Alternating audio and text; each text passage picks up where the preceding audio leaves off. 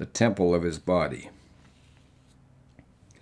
The body of Jesus Christ was torn, and he shed his blood on the cross.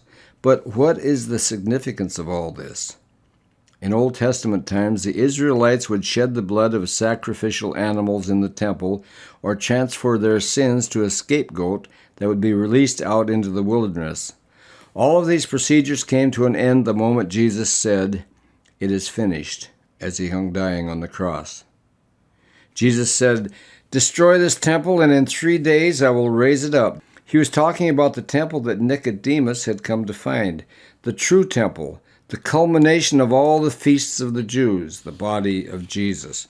All the teachers of the Jews who guided others toward this temple through the Old Testament scriptures were also gathered there in the physical temple building. What was the purpose of this temple building? The temple and all the ceremonies carried out there were a model, a shadow of the true essence that was to come. In Hebrews chapter 9, we have a brief explanation of all the sacrificial rites of the Jews. For if the blood of bulls and of goats and the ashes of an heifer sprinkling the unclean sanctifieth to the purifying of the flesh, how much more shall the blood of Christ, who through the eternal Spirit offered himself without spot to God, purge your conscience from dead works to serve the living God?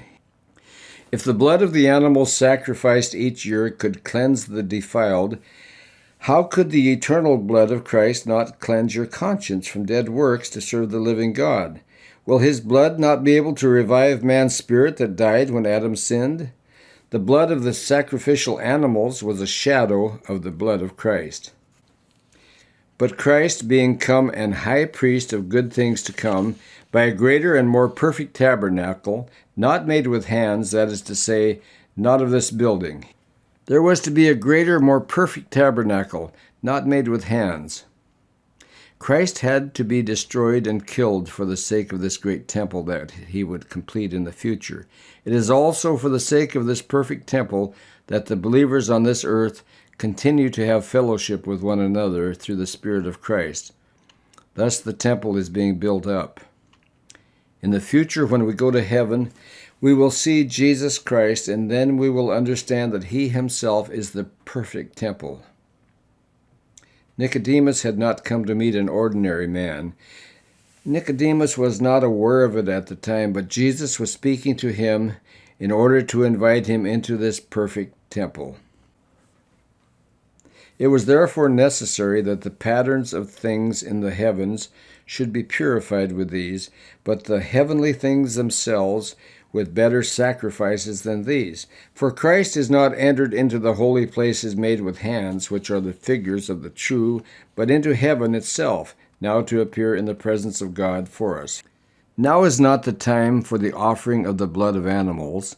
The Apostle Paul once spoke of offering a living sacrifice that is acceptable to God, the sacrifice that we make when we serve other believers and guide others to salvation.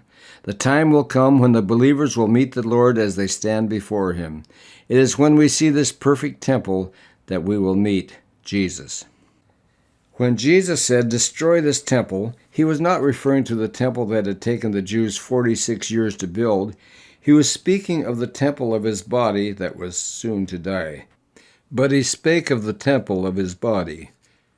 When therefore he was risen from the dead, his disciples remembered that he had said this unto them, and they believed the scripture, and the word which Jesus had said. At the time, not even the disciples knew what Jesus had meant when he said these words.